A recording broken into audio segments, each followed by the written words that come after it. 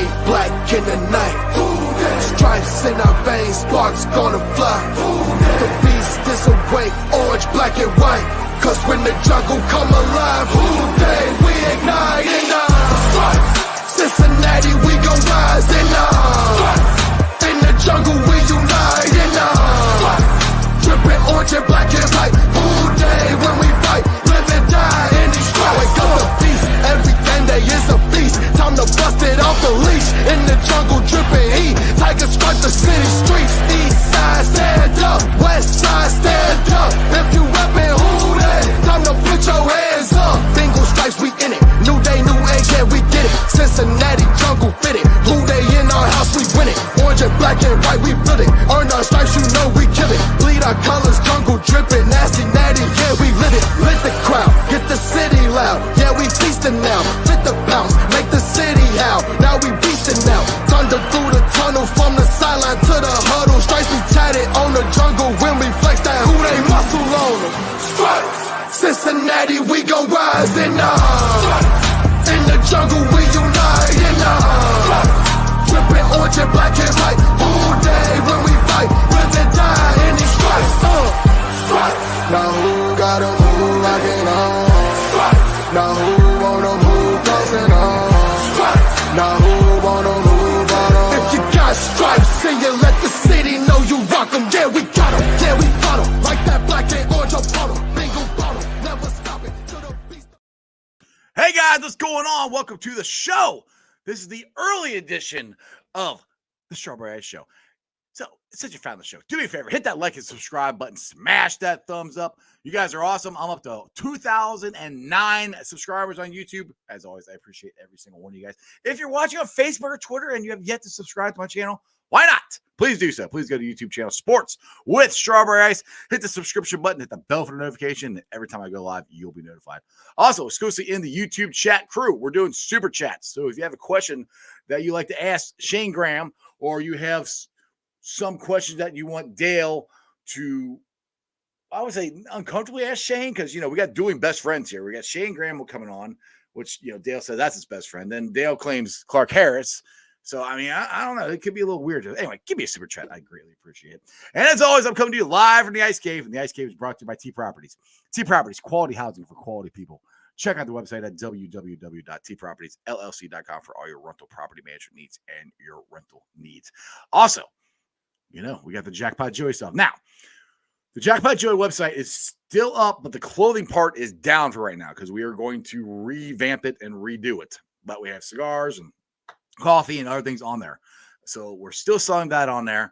And if you guys can't find what you want or whatever, DM Matty Myers on Twitter or Facebook, and he will get it to you. And as always, please go check out the delicious Jackpot Joey beer, you know, which I still got to get some to Shayne so he can have some, but make sure you guys go check that out.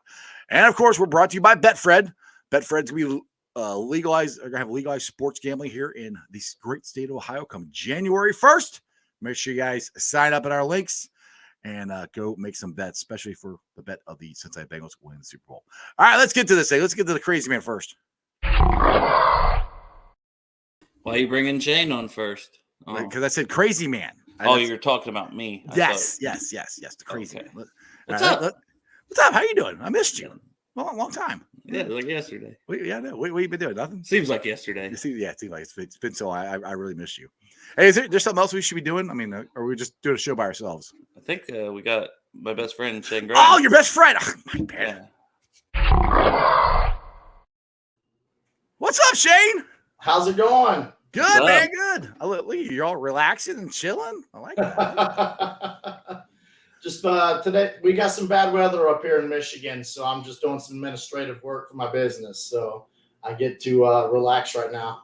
Yeah, it's coming this way, dude. It's like I was telling you off air, it's gonna rain and freeze and snow, and yeah, it's gonna be fun. So I think everybody's kind of stuck in for the night. At least you should be. Now, I want to get this out of the way before I forget. Now, my son, who I act like he's little, he's 22 and married, but he's upstairs right now watching the show, and he's like, "Dad," he goes, "You got to show Shayne the thing." I was like, "What thing is that?" Like, that sounds dirty. Not that thing. This, the Shayne Graham bobblehead. See, I have one. It's in my It's in the ice cave. See, it's from Burger King, so it's a little Gotta make sure. The old Burger King bobblehead. You are immortalized. This is big time, Shayne. That you are immortalized in the ice game. I mean, this is this is almost as cool as being Dale's best friend, but it might be a little cooler. I'm not sure. Not quite. You know what though? I think one of the things about being English.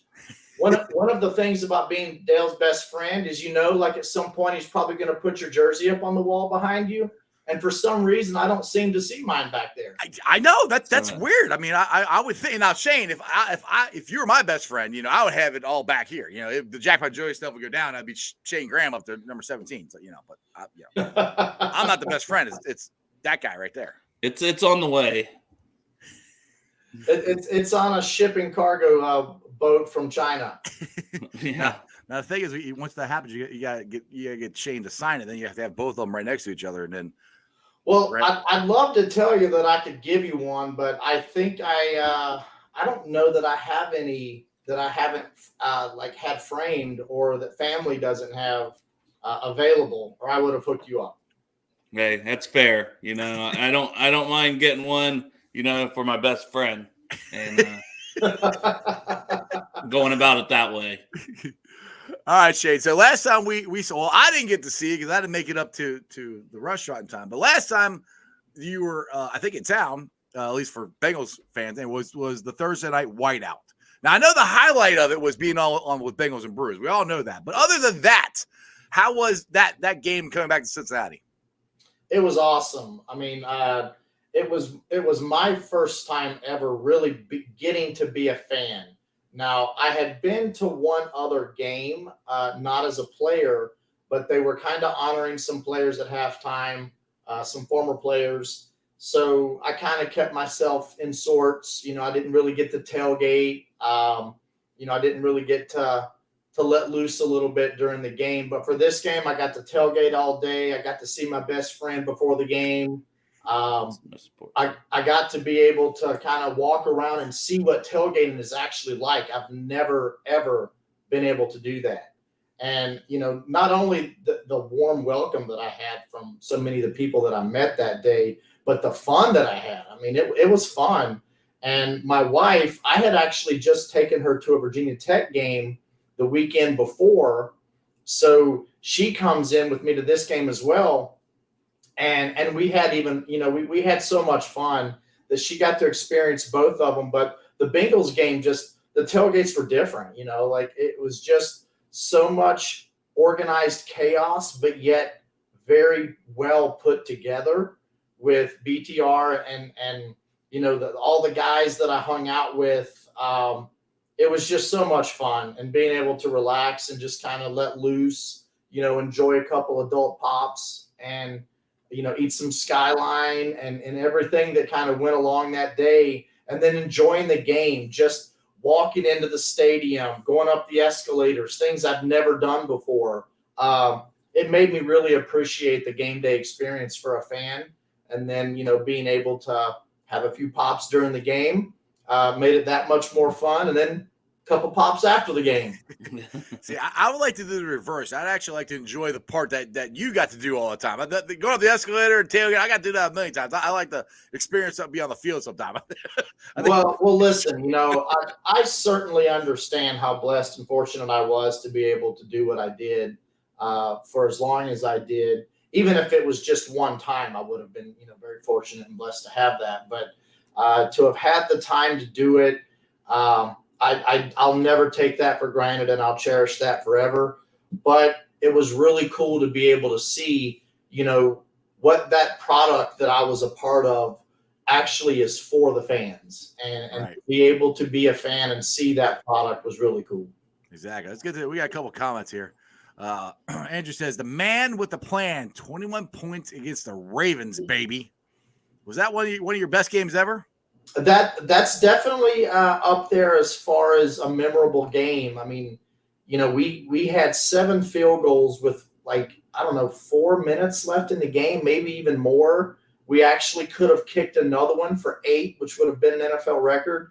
But I believe Marv didn't want to, rub it in because I think we were up 21-0. It's the Ratbirds. Of course you rub it in. Should have.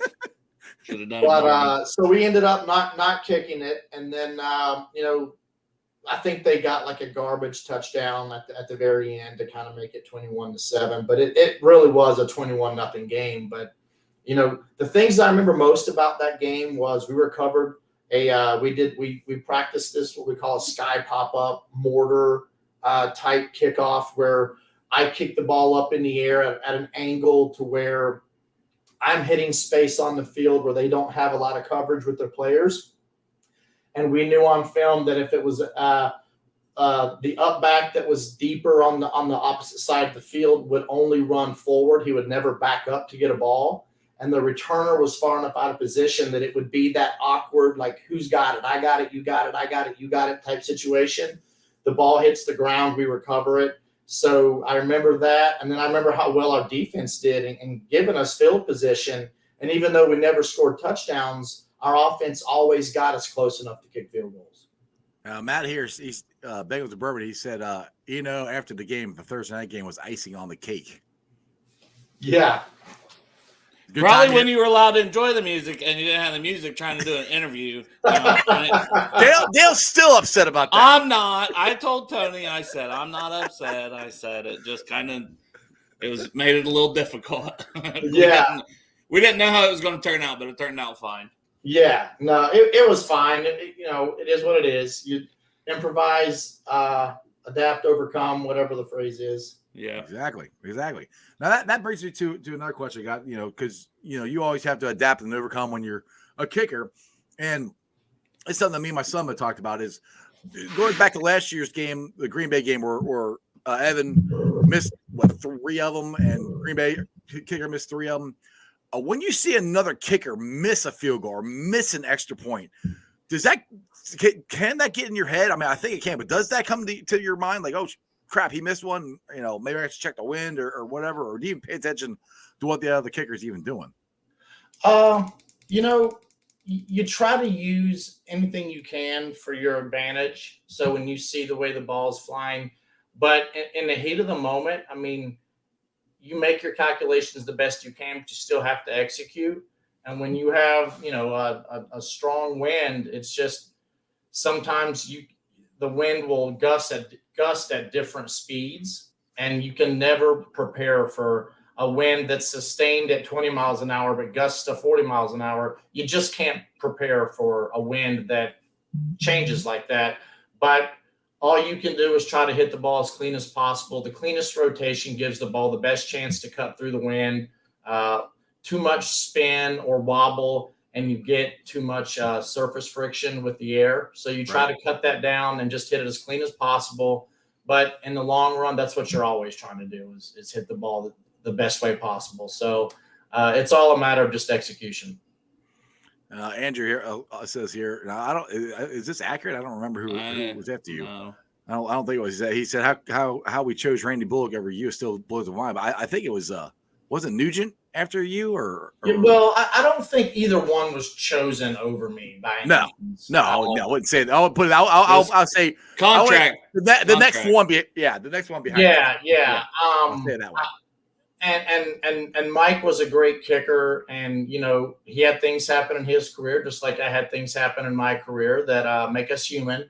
But I thought Mike did a great job for the Bengals, and honestly, I thought Randy overall did a great job for the Bengals. I know there's moments that people want to think back to, but Randy's a good friend of mine, and to know how certain things were for him, it's tough. I mean, he's a human being, so you have to think about these people actually have feelings just because he signed up for a job that.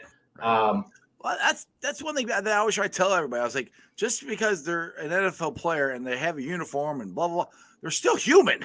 Like sometimes people act like you guys should be robots or whatever, and they can say whatever the hell they want to you. And I'm like, that's not right. I mean, well, to get to that elite level of being a pro athlete in general is rare and hard to do. So yeah, and you know what, it does help. Like I feel like my mental toughness and a thick skin, especially early on in my career, I think developed a little bit more of a callus on my feelings per se.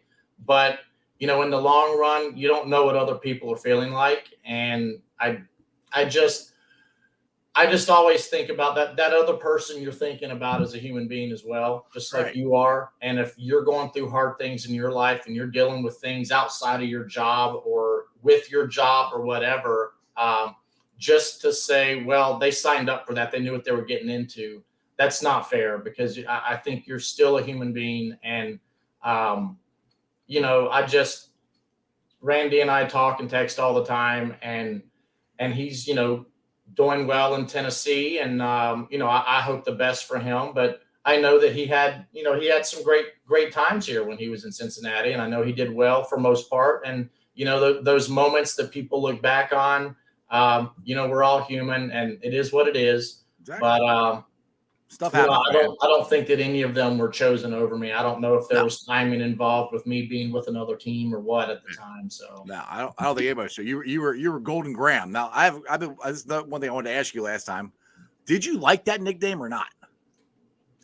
I mean, honestly, or you don't care. Here's the thing about nicknames. Nicknames should never be made up by the person. Right. So, yes. I didn't make mine up. Strawberry Ice. Somebody called me that. I didn't choose to call myself that. So if I wanted the perfect nickname, I don't know what it would be. Right. But you know, I heard a bunch of them. Like Dave done in security at the stadium, he always called me Sugarfoot. To this day, when I go in and visit the Bengals organization, the facility, I'll get clearance from security and I'll come through the same gate I went in as I was a player, and all of a sudden, over the loudspeakers in the tunnel underneath the stadium there, I'll hear, shh, and it'll be him on the microphone announcing me walking in the door. This literally happened like the Wednesday before the game when I was down doing a thing down on the field, helping set up for the TrackMan system that they use for tracking the field goals. But, you know, Golden Graham, it's a cereal. It's a good cereal. If they would have gave you some money, you would have liked it a lot more. Yeah, I would have liked it a lot more. Yeah, it would have been nice. I'm calling you Sugarfoot from now on. That's your name. I like that one. It is what it is. I mean, you know, and I think that stemmed off of Sugar Shane, which was a Sugar Shane Mosley. Yep. But you know, Golden Graham, you know, gold is the medal you get when you win. Money Graham, I've heard that before. I had a buddy, and I think it was in New Orleans. It was Mark Ingram who called me Money Graham, and he'd always say Money Graham, guaranteed special delivery. So names like that are complimentary are good. You know, there's also been some other ones that aren't always as favorable. Right. But asshole, I feel like, asshole. That's usually not ideal. Yeah, well, you know, I've heard Shayne Graham. I've heard other, you know, things. Yeah. But you know, if you can tell, I've got Top Gun playing in the background there. You like the things they have, like their call sign. Yeah. Like those call signs are given to them by other pilots. They don't actually pick out what their call sign is going to be. So I've never believed in like you get to pick your nickname. Like that's just, you can say what your favorite is that you've been called, but I don't believe in like giving myself a nickname. But if you have as many as Joe Burrow does, I think he's pretty smart that he never picks any of them. To be honest, I think that's pretty smart because he's got 27 freaking nicknames. So one of them is jackpot. Best friend slut. I did not pick that. That just kind of came around. I don't know if that's actually a nickname. I don't know. Well, I do remember. So Evan McPherson had a bunch of nicknames. You know, he had Money Mac. He had I don't remember all of them, but you know, then you had Shooter. You know, all those things. And I think Shooter stuck because I think Clark really drove that one home to get that one. And then, you know, doing this after all the kicks when they went up. That's why we call him Shooter, because, you know, Dale's other best friend. Yeah. Yeah. With the background. The list is long but very distinguished, Shane, and you're on that list. So, you know, you should be happy. That's a line from Top Gun, by the way. I was about to expand on it, but I decided not to. Yeah, exactly. All right, let's kind of go back to Matt. Matt had this question, and I'm not trying to put you on the spot, but they had the thing with Giovanni Bernard this past weekend. Which she apologized today. Yeah, she did apologize today. But what's your take on how Gio was dealt with in Tampa? Do you have any run like that in your career here? I mean, because Gio, he got blamed. He basically took the whole blame for the muff punts. If you didn't see any of it, Shayne, I don't know if you saw it or not, but I saw a little bit, and then I saw some highlights. Yeah, yeah. And then the reporters kind of ambushed him, and he's like, "Oh, now you want to talk to me? And talk to me all year?" And so. Yeah, I'm honestly, I see both sides of it. I see that they have a job to do, and their job is to get sound bites and fill the air with, and the print and all that kind of stuff with content. So I understand that's what they're trying to do. I think the way you go about doing it needs to be a little more passive. I just felt like it was a little too aggressive and a little rude. Yeah. And well, especially if you're like a beat reporter, they're in there every day. I don't know, but I feel like if I was a beat reporter, I would try to have a relationship with you guys, not to say you're friends or anything, but talk to them when you're not on the record or whatever. Yeah. Well, it's just how you talk to how you should talk to anybody. The way they talk to him, is how I don't like it. Yeah, absolutely. They were talking down to him, and I don't like that. I remember so many of the beat writers from Cincinnati that honestly, we still message on Twitter from time to time. Some of them have asked me to do some little features with them, and I still continue to communicate. Whenever I go back in the building and they're in the building, I still talk to many of them and have, conversations outside of, work. It's how's the family? How's everything going? What are you up to? Things like that. And I think it's very important to build those relationships because there is going to come a time when things aren't great that you know that person respects you and they're in your corner and they're going to treat you the right way. And I don't think he ever gave anyone a reason to do that to him. So that's what I didn't like the tone with which it came out. And, there's also a time and place when a bad thing happens on the field and the player needs to be held accountable. And I can certainly think back to my last game as a Bengal where I missed a couple kicks in the playoff game that I should have made. And, I was going through some things outside of football. That wasn't an excuse, but I wanted to just get out. And I came in, I showered. I wasn't looking for the reporters to come to me. I wasn't like, hey, I'm ready. Come over here. Right. And I got out fairly quick. And looking back on that, I do regret it. And I have publicly apologized as many times as I can for doing that. And anyone that holds any ill will from the media, I get it. I understand. And, hopefully that bridge can be burned and move on from that. But so many of the reporters from those days that are still there, and even many that have moved on that I still communicate with, I value those relationships and friendships that I made with them. And I think that's something that most players and reporters should do rather than making everything kind of cutthroat. What can I get for content type thing? But the thing is, Shayne, is people got to realize, again, I'll go back to the point where people got to realize that you're a normal human being just like the rest of us.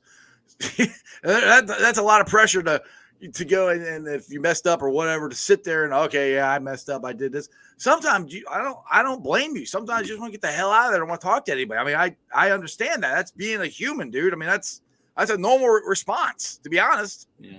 I was just going to say Jay Morrison when he was in the locker room, he covers for Cincinnati Enquirer and that stuff. And he said most of the players had already cleared out too when that happened with Gio. So a lot of the players were already gone. So that's one of those things. He probably showered and then, it was like he was just trying to get out of there too. Look like he's about to leave. To add a little context to it, which made it a little worse. But like I said, she apologized. It seemed sincere. And I'm sure Gio, being the guy that we all think he is, will probably accept that. And hopefully, that stuff won't happen going forward. But, yeah, I didn't like it either. Yeah, exactly. Yeah. Yeah, I mean, people, like I said, the reporters makes mistakes. The players make. I mean, like I said, we're all human. It's the human factor in just being a normal everyday person, and you just have to be in a public position. Stuff happens. That's just the way it is.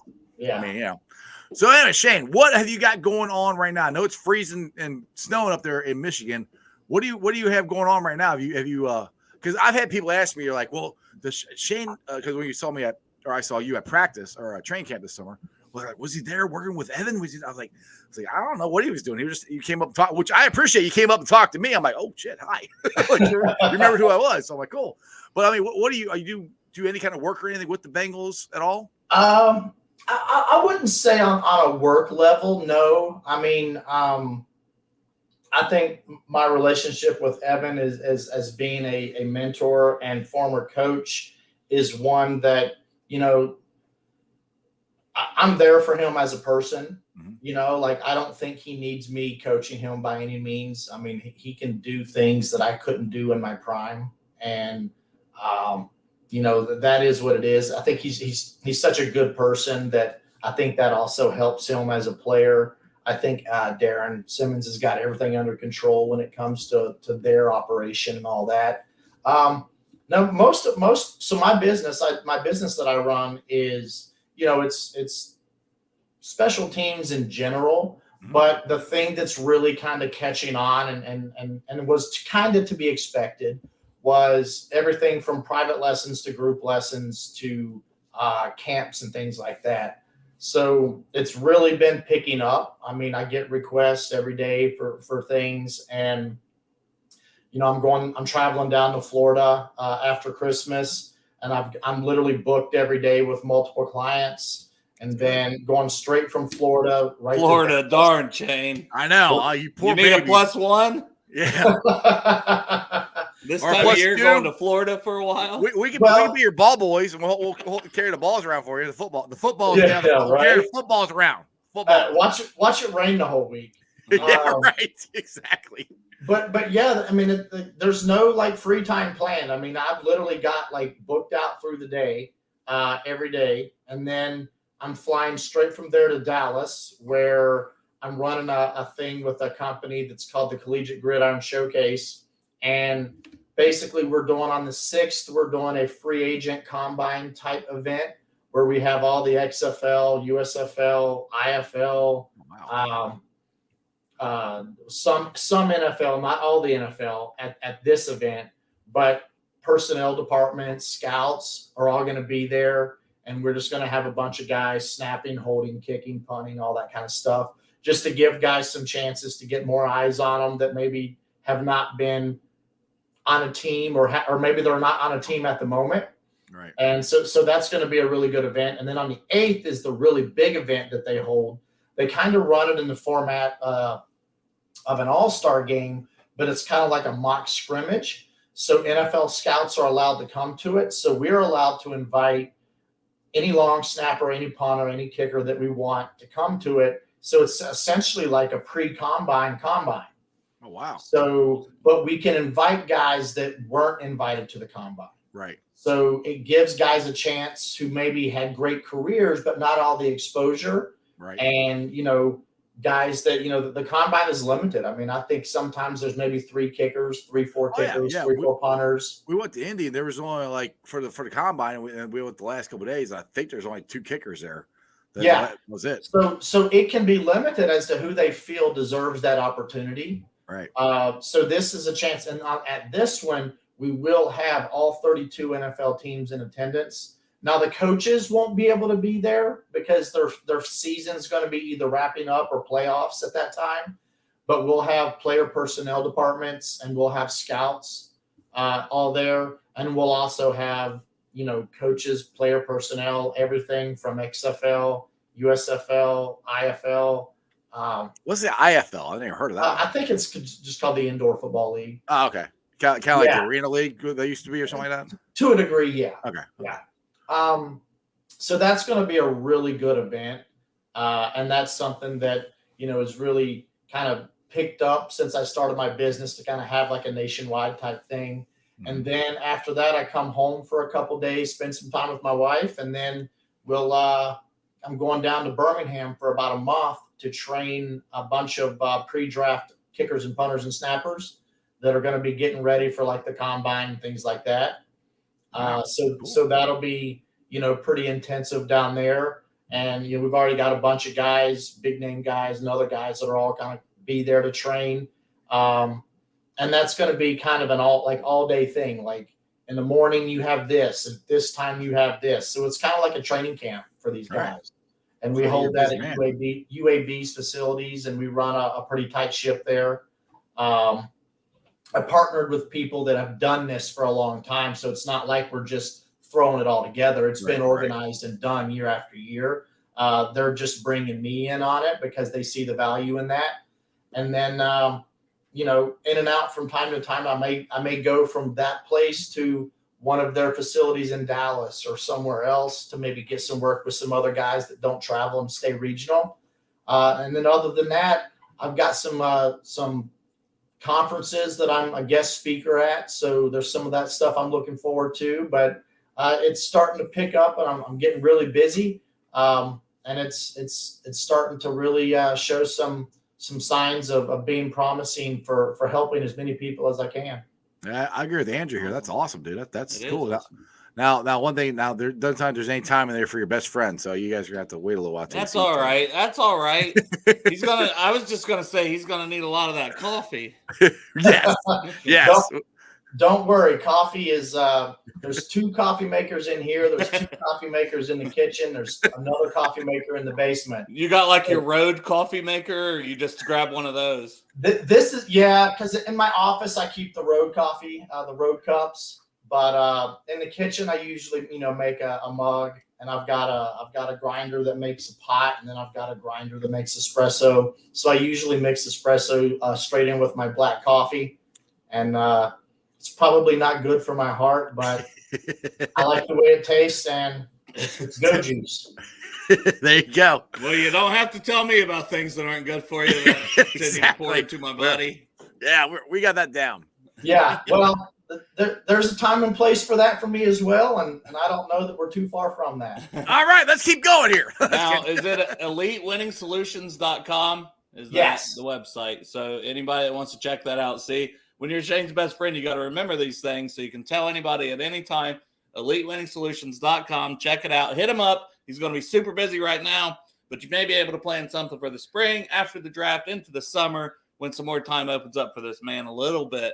But he'll work with you. So yeah, and it's cool because while I will be traveling, like during the winter, especially because it's hard to get a lot of stuff done in Michigan with the weather, especially Grand Rapids, because we get all the lake effect snow. But I do have access to an indoor facility, but warm weather is always better. If I travel, I just try to set up as many people to justify the traveling. So I'm not just going to work with one person, but I've also had parents fly me in. I stayed with the family, worked with their son all week, and it was just a fee for that week or whatever. But at certain times, people come here. My wife and I kind of run a football bed and breakfast where clients come in, stay in the house. We feed them so they don't have to worry about hotels and food expenses. So it's just and then I have a fee for that, but honestly, I work with people on what they can and can't afford and all that, because I certainly understand what that was like, especially for me growing up. I had a lot of help along the way. But when this is starting to get bigger, like I worked with just yesterday, I drove over to Ann Arbor and worked with Michigan's kicker and punter, who both are very high level guys that are going to be playing on Sundays. Jake Moody actually won the Groza last year. Yeah, he's really good. Yeah, he went to Michigan, that school you don't like. I'm a Ohio State fan, so when I'm like, you're working with Michigan, I'm like, damn it. Well, I went to Ohio State spring football last year and talked to their guys. Okay. University of Cincinnati, Notre Dame. There were a few places I went last year, and this spring I'm sure there'll be a little bit of a tour as well. But it's all starting to come together, and it's not only does it keep my brain active so I don't go crazy after retirement, but it lets me feel like the relationships I build with the players, and it lets me be involved with football and get a chance to kind of check off a lot of the boxes that I thought I wouldn't be able to check off once I retired. So that's what makes it the most fruitful, and helping people. Now, I know you coached for a while, so kind of with this, do you feel like you can help a lot more people? Is that kind of the big rewarding part? It gives you more time to help more people than focusing just on one group. Absolutely. And what's gonna become cool is the more relationships I make, the more that will bring people to expose me to more people. Right. So I'm helping kids get scholarships. I'm helping kids get ready for a potential NFL career. And even along those lines, you know, I deal with technique and form and all that kind of stuff. Like, that's very intensive in what I do. But yet a lot of what I do is on mental performance, is on situational awareness, on having conviction in your technique and form, so that you know it so well you could teach it. And that if a coach asks you a question about your technique and form, you can answer it not with, well, Coach Graham showed me, or, well, I learned it when I was at camp in high school. You can say, well, I do this because, and this is why I do it, because I like the way it does this, or whatever. Right. And so having conviction in your technique and form, rather than just, that's just the way I did it growing up when I kicked a soccer ball, you know? Exactly. Now, that brings you to this question again for my son. He says, Justin Tucker said the AFC North has the hardest stadiums to kick in.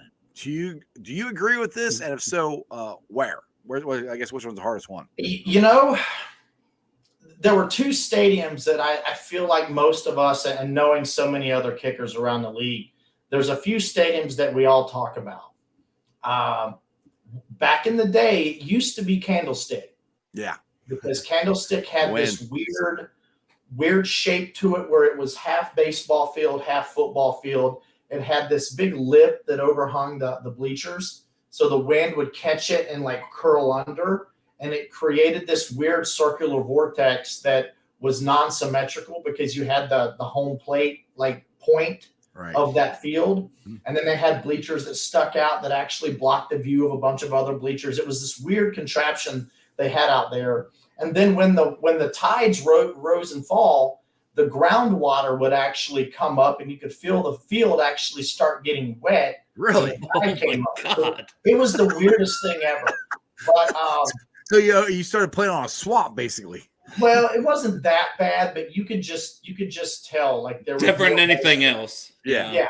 So, but Pittsburgh and Cleveland, I thought were places that were pretty tough to kick in. Now Pittsburgh, I've heard it's like the different end zones, or one end zone is horrible, the other one's not as bad, or is that true? Exactly. So the bench that the Bengals are on, if you look to the right, is a little more closed in. Mm-hmm.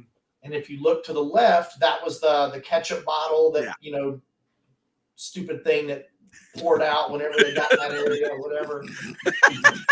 Ketchup bottle.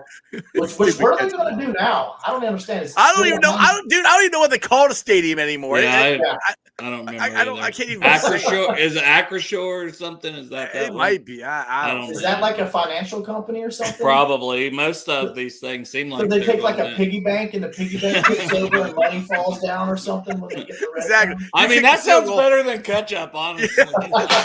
You kick a field goal, the quarter goes in the piggy bank every time when you nail it. We're gonna trademark that. That could make money somehow, Shayne. Yeah. So the meeting of the Three Rivers happened right behind that ketchup bottle. So, you know, first off, rivers don't create weather. So everyone says, "Oh, the weather off the river." No, the rivers don't create weather. But what there is because it's so flat. Yeah. It allows wind to come over that ridge on the other side of the river. And it has time to kind of like come in on a flat with nothing imposing it before it gets there. So the wind usually comes in that open end of that stadium and is just more free flowing. So it creates a little more havoc. I mean, for the longest time, no one had kicked a 50-yarder in that stadium. Really? I mean, I think I attempted one and hit the upright, and it would have been the first 51-yard or 50-plus yarder in that stadium. And now I think a few guys have done it, but including probably Evan, because he's kicked like more 50-yarders than I've kicked in my whole career in one season. Yeah, Little But, asshole. That little prick. you're like, But- I taught you in college, and now you're doing this. Jeez, yeah, right. But the other end of the stadium is just a little more symmetrical, and it's, the openings are smaller. And then Pittsburgh, I'm sorry, not Pittsburgh, but Cleveland, they have. It's not really open ends. It's just the openings are not equal. They're not symmetric. So you have like these weird openings on the ends of the end zones that kind of create a weird wind flow. And now it's on the side of a lake. And yes, there will be stronger winds coming off that lake than coming off of a river. Now, listen to you talk. It sounds, it's a lot. You have to do a lot of the same thing that golfers do when you're trying to hit your tee shot or whatever. It's the wind, the moisture off the grass, all that stuff. I mean, I think it's a lot of the same basic concepts. Am I wrong on that, or? Oh, absolutely. I mean, and then you have to look at things on how soft is the grass. If it's cold, the grass is usually pretty, gets really stiff because of the freezing and all that. Now they've got heated coils underneath of most of the fields now, so you don't have to worry about the fields freezing over. But there's times where your cleats don't dig in very well. What about your cleats? I mean, because I know a lot of people when they're running or whatever, they change to shorter ones or long ones. Do you do the same thing as being a kicker? Oh, I packed like 3 or 4 different plant feet, different types of cleats. I had 2-3 different kicking shoes because one, I wanted to always have a backup in case my shoestring popped or a seam on the shoe popped or whatever. Was very fortunate that, one, the finances of playing, you could afford to buy more pair, but right. Nike outfitted a lot of guys, Reebok had guys, Under Armour, all that kind of stuff. I had a Nike deal, so I always had plenty of spares, and I would break them in cycles in the off season. So I always knew they were good to go during the season. But I would have a pair that would be like my backup pair. Then I had my game pair or set, and then I had the ones that I didn't file the cleats down very much on in case it was really soft and churny out there. Mm-hmm. So that way I knew like I didn't have to worry about spinning out or anything like that in really soupy grass. So would you have to change, like, I'm sure you would, it might be a stupid question, but you would change your cleats during the game? Like say it started raining like we're having now, and then it got cold and the ground froze. You'd have to change your cleats in the middle of the game, right? Oh, it's happened, yeah. But usually what you do is I was always one of the first to get to the stadium.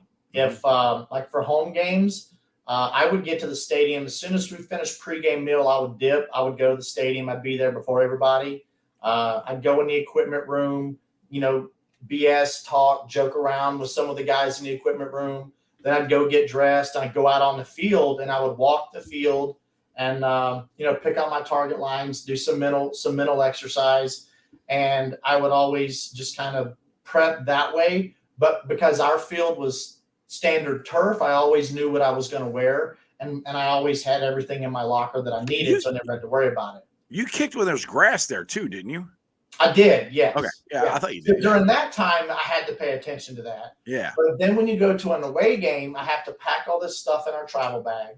So I've always got everything for that. But then that early, like if the buses don't leave early enough for my liking, I would try to get permission to go over with the training staff or go over like in the van or whatever early. And then sometimes I'd have to deal with it. I went with the first bus and I would just get ready a little quicker and I would go out and I would kind of take out a couple pairs of shoes to see which ones kind of worked best on that field. And then I always thought, well, what could happen during the game? And I would take like what I expected to potentially happen. I would take it out there and then I would kind of test it out as the game goes. Cool. So you were pretty prepared by the time the game started because of what you did in pregame. That's awesome. And now is that advice you give to other kickers as well? Oh, absolutely. I mean, the amount of obsessiveness you have to have, it's pretty hard to just be a fly-by-the-seat type person and be a successful kicker. You have to pay attention to so many details. And I think that's why Darren Simmons and I got along so well is not only did we both bring that, but I probably even learned a little bit from him about how to be that way as well. which I then apply to not only life, but to, coaching and getting into the business I'm doing now as well. I got another one here from Crip here. He says, is there any rule changes that can help kickers in the future of the game? I don't know that there's going to be anything that's going to help us. If anything, it seems like all the rules are trying to get rid of us. Yeah, seems like it. Yeah.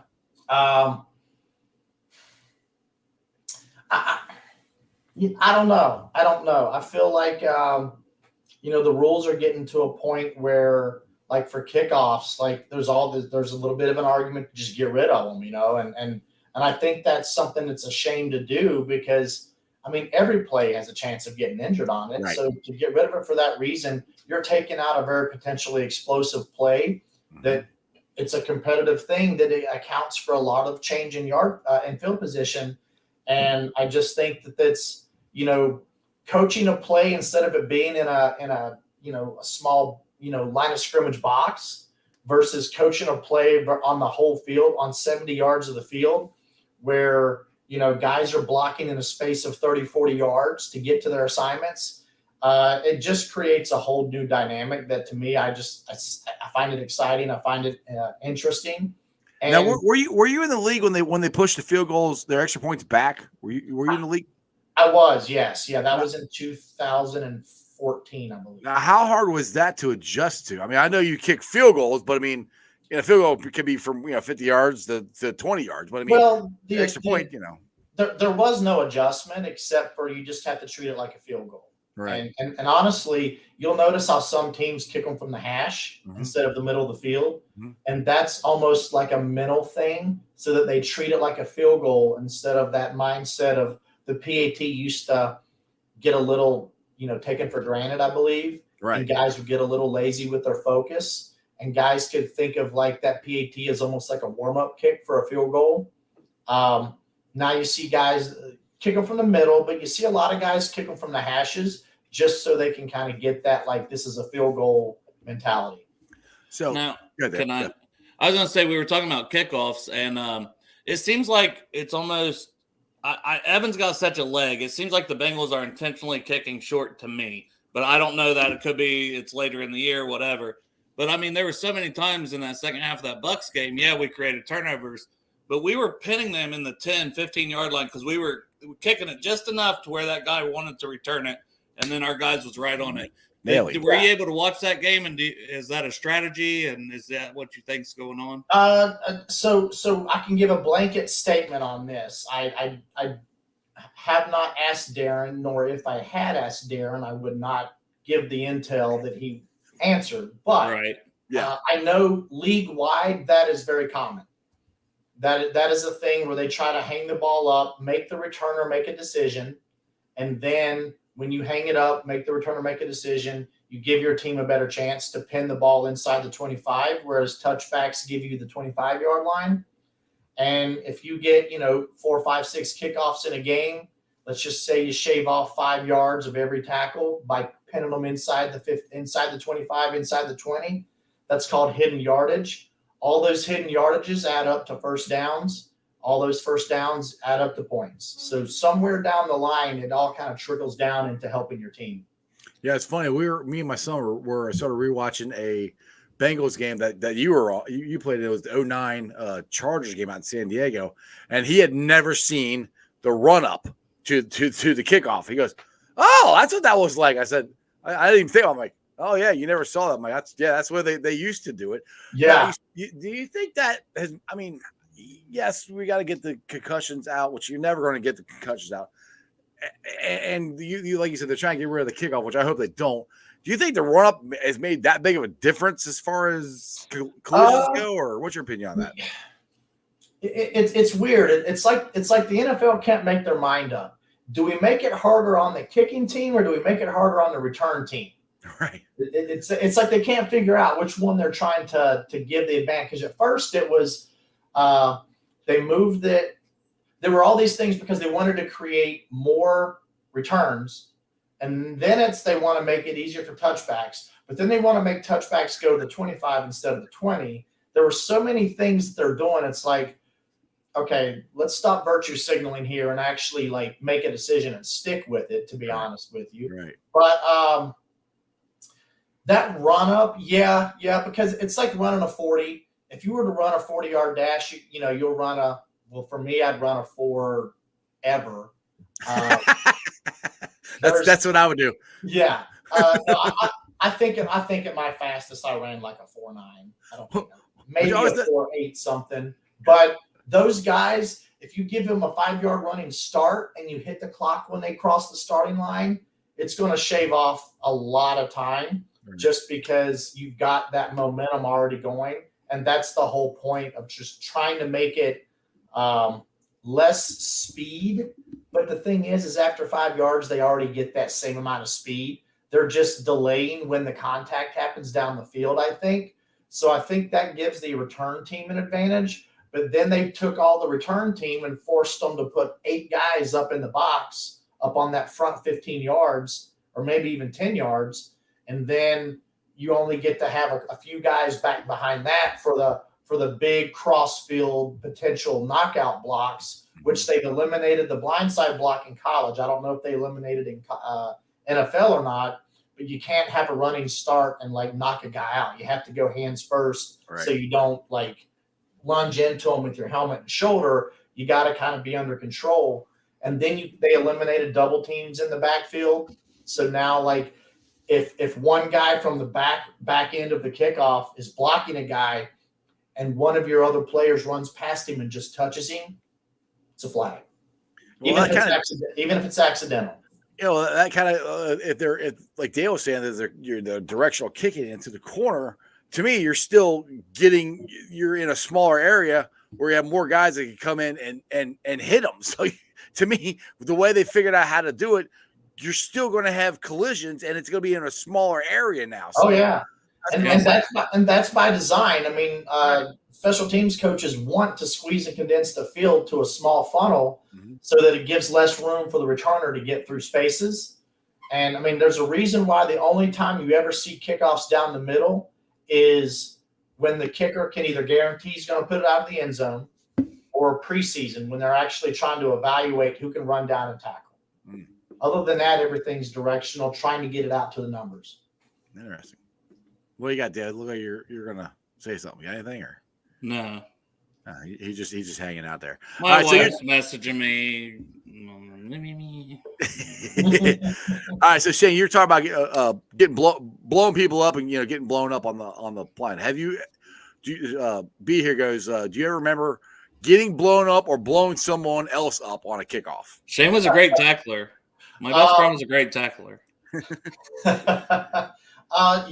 Yeah. So there were a few times where I did have some tackles where I thought, like, man, I got it. I got him good.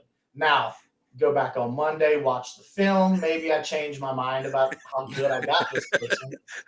Lit his ass up. Maybe wasn't that good. Maybe even gave him the old back shoulder stank eye, like yeah, take that. When I walked away, and then I look on the film and I'm like, oh, okay. Funny, my first tackle ever was Steve Smith when I played for Buffalo in 2001, and Carolina was playing us up in Buffalo on the old AstroTurf, and I tackled him on the sideline. That year, he had already had like two touchdowns, maybe. He had a really good year, and I tackled him on the sideline, and I go in, solid body to body, not diving at his knees or anything, and it was like I got my bell rung. Probably had a concussion, just wasn't diagnosed. Well, you hit concrete. That's what was underneath the AstroTurf. Well, that was the second hit. The first hit was him, and if you know Steve Smith, he's solid. He's solid. So I deflected off of him and bounced off the turf, and then I kept spinning and skidding and sliding on the turf like I was on ice. And so I'm like, yeah, everybody's beat me on the head after the play. I'm like, yeah, I got him. I looked at that on film. He didn't even fall down. He just fell out of bounds. It don't matter. That's Steve Smith. Steve Smith. That's tackle Steve Smith. Yeah, exactly. Take that, Steve Smith. Trash talking little bitch. Yeah. Shane got your ass. Yeah. No. The fact of the matter is, Trust me, he's not watching the show, Shane. Don't worry. Yeah. well, the key to that was I learned how to, leverage the sideline as a 12th defender and be able to use, angles and everything to my advantage. There were a couple tackles on Josh Cribbs and Cleveland I thought were pretty good hits. I took one head on with Reuben Drones one time, who was in Cleveland at the time, but he was a big 200 Yeah, he's 20-pound running back. Yeah. That didn't feel good. But the biggest hit I ever took was preseason 2014. I was with New Orleans. We're playing the Rams. And this was back when your back line guys that form the wedge, which you weren't allowed to do wedges or maybe you could only do a 2-man wedge at the time. I don't remember. But that's when you had they were lead blockers for the returner, happened to be like an offensive lineman. And like an athletic offensive lineman or maybe a defensive end or something. Ooh, but they were duck. It was a 300-pound guy. Right. So the field opens up. They're running through. He's got a lead blocker. And I know at this point, I can't pick a side. I have to take on the block. Because if you pick a side, the returner just runs around it, barely even breaks stride, full go, home run. Right. So I decide I'm going to take on the blocker, slow the returner down so that maybe help can get to him in time. I took on the blocker 5 to 7 yards back. I'm on my back. He didn't fall down. He hit me, maybe took 2 or 3 steps. Darren Simmons actually texted me the next day talking about how much they were laughing at that in their meeting, because he's like, yeah, I'm watching through the games. I see this play. He's like, what were you thinking? Because I get hit and I'm stumbling back like a cartoon, backwards until I finally fall. Is there video of this on YouTube? What's that? Is there video of this?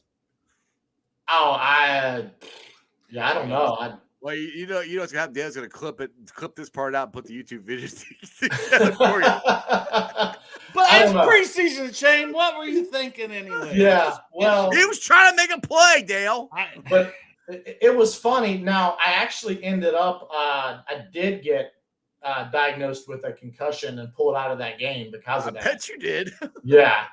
So there were probably plenty of times I had concussions, but in the comparison to what all these other guys get, it was nothing. And I mean, people, you were just a kicker, you never hit. And especially when people want to do that on social media, I try not to engage on negative stuff. But one person was talking a bunch of smack one time, and I said, well, I've tackled 31 had 31 NFL tackles. How many did you have?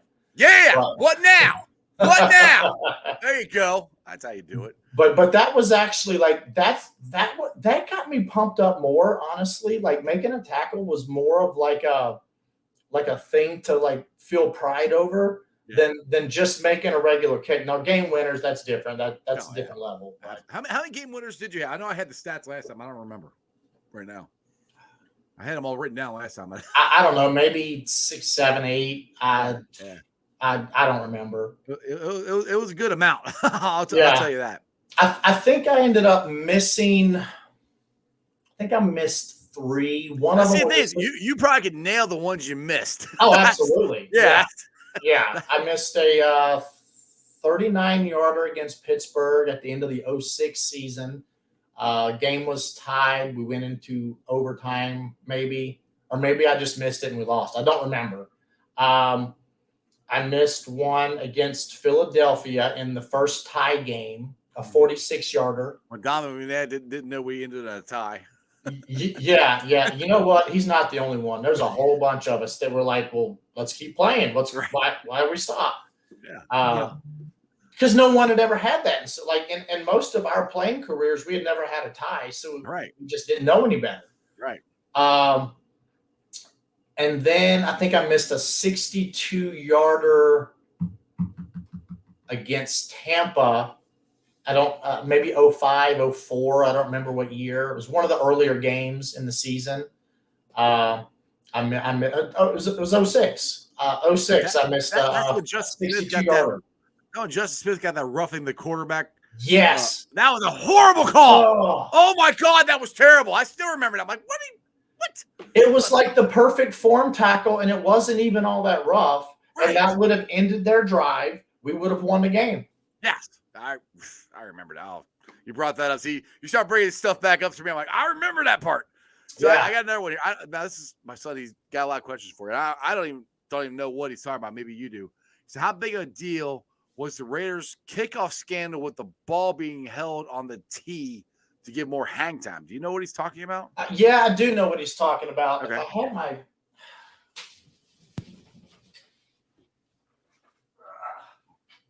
all right, so typically I'm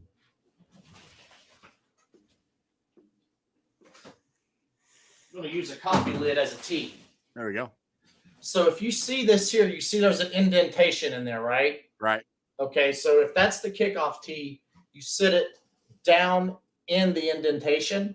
Mm-hmm. Well, what they were doing was essentially putting it up on top of it like this, right, and holding it. And that gives you about a 3/4 inch ish, half an inch or so extra height. Well, if you don't kick, you may not understand how much of an advantage that can give you. But the NFL, for a reason, went from a 2-inch kickoff tee to a 1-inch kickoff tee back in the early, maybe in the 90s at some point. Right. Just to try to like cut down on touchbacks or whatever. Now they want you to touch back all the time. What's that? Now they want you to do a touchback all the time, don't they? Yeah, and honestly, as kickers, we all adapted to it, and we actually realized we can hit the ball a little more like solid. And but now because they want to get some hang time and hang the ball like to the goal line or whatever, right? They kind of found a loophole that there was no language that stated you couldn't do that, whereas technically it's illegal. But I don't know if there's any technical language that states that you can't do it. So if it hasn't been fixed by the rules committee, they're going to address it. Like there's no way they don't address that. Now I got another question for you. I was watching the Buffalo Bills Miami game, and I didn't think you were allowed. The players are out there sweeping the snow off the field. Yeah. I didn't think you were allowed to do that. Apparently you are. You're not allowed to use a foreign object, so you can't use a towel. Oh, so they used their hands or whatever. Okay. Yeah. Because I remember what was back in the 70s, early 80s, the Patriots had a guy come out with a big brush. Yeah. Just rolled it out so it was nice and clean. Oh, absolutely. Yeah, that was like the 70s or early 80s. I don't remember exactly when that happened. No, I've had games where I've played in snow games where we had, and Belichick, we would actually practice it so that the guys knew before the offensive linemen would line up in their positions, they'd run back and have me direct traffic like, hey, I need this spot wiped off. I need this spot wiped off. And they'd wipe off where the ball was going to be held and planted.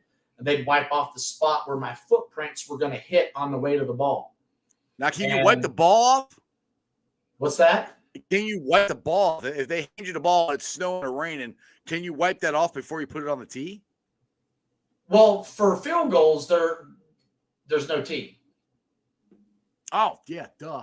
I mean, all right, so can you wipe it off before it gets hiked or anything? Which that will make it. Well, usually during games like that, the ref will kind of hold the ball to like keep it and then put it down at the last second so it doesn't gather so much snow or anything on it. And then the snapper, I'm sure, can do a little bit of that before he puts it in his grip to snap it. So, yeah, I saw guys down there doing that, and I actually remembered a couple games back, it was really wet somewhere, and they had the holder take his towel off his belt and wipe off the water from the grass or whatever. And he got a flag for it, and people didn't understand it. And even I was like, wait, what's going on here? It's a foreign object. If it's part of you, like your hand, even if you have a glove on, I think you can do it. Yeah. But what about gloves? Yeah. I thought I had that same question, but apparently since it's the shape of your hand, it's considered, it's just like, I guess a golfer's not allowed to touch something with their glove on, but if they take the Right. glove off, they can. I don't know. Yeah. But yeah, that's common. You just don't see many snow games, but that's good coaching to have guys out there doing that. Yeah, exactly. Yeah, you got anything else? Shane's been on for an hour, and I know you got your show coming up. No, I don't want to keep him any longer. He's a generous guy with his time. We all know Exactly. that. Exactly. And he's a busy man. He's got a lot going on with EliteWinningsolutions.com. Check it out. Elite Winning Solutions. Book him. He does great things. You do average things. He does great things. Love you. I love you guys. Thanks for having me. See you, Dale. Who day? Who day? All right, Shane. So yeah, tell if you want to plug your business again here for it. And if anybody here in the tri-state area has aspiring kickers or special teams players, you know, how do they get a hold of you and get into some of these camps you have? Well, my website has a contact me form, and it comes directly to my phone. It comes to my computer. It comes to my iPad. I'm pretty good at getting back, and at least if I can't deal with it at that very moment, I either set up a phone call or set up, messaging with this person to have direct contact after that and try to figure things out. And then, even if it's in Cincinnati, if I can put together, something, we get a few guys to come together where it makes sense to make a trip just for that. That's something we put together. I think that the more people that I'm able to help, it's not a financial thing. It's trying to help as many people as I can be better so they can reach higher goals. And I believe that, I was very fortunate to have that help along the way. So that's kind of part of the reason I have this passion to do this. Well, absolutely. It's called passing it on, paying it forward, whatever. I mean, the stuff that, the stuff that you learned to get you into the NFL for your long career, it's better to pass it on to somebody else. Plus it gives you something, not gives you something to do, but you're passionate about football. You're passionate about kicking. So you be able to put that on to other players, and hopefully they flourish and get into college and the NFL and stuff like that. I mean, I think that's got to bring pride to you when that happens or when it starts to happen. Oh, for sure.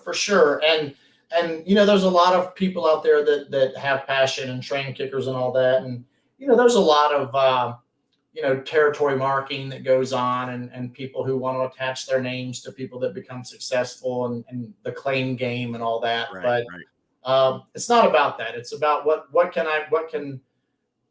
you absorb from me that will actually help you get there.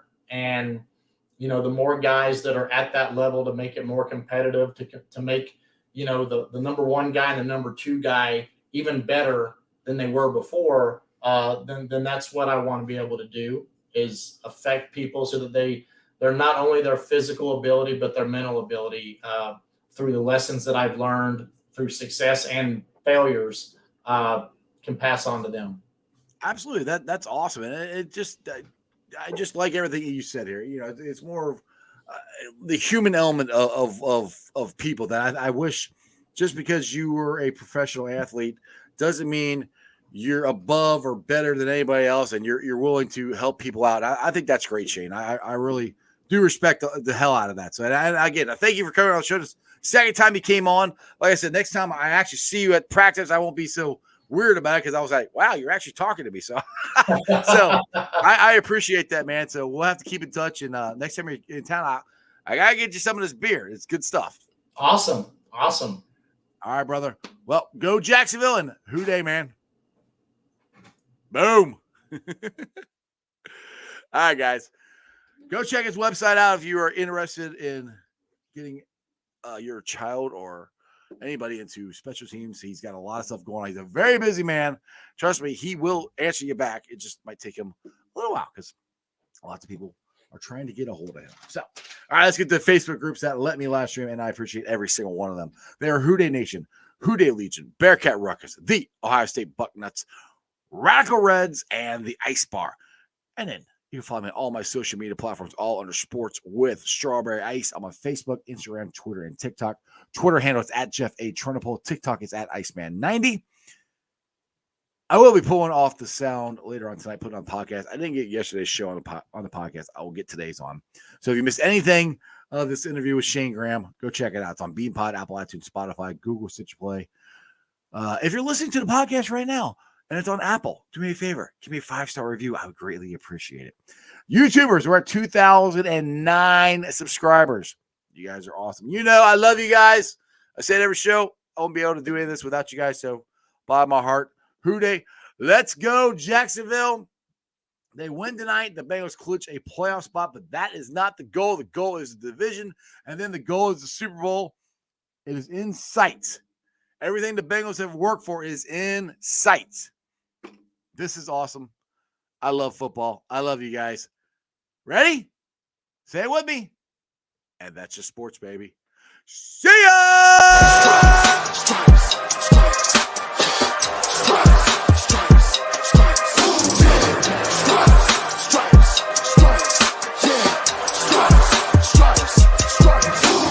Orange in the day, black in the night. Stripes in our veins, sparks gonna fly. The beast is awake, orange, black and white.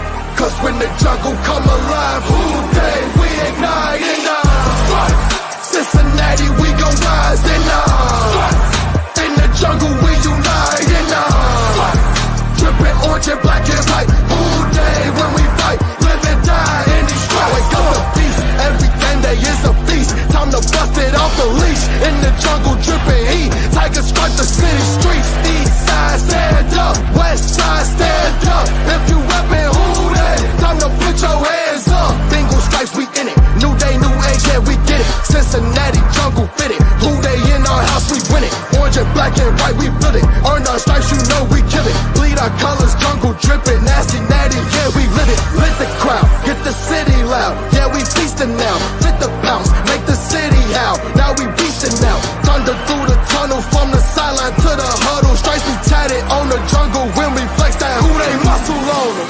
Stripes, Cincinnati, we gon' rise and in the jungle.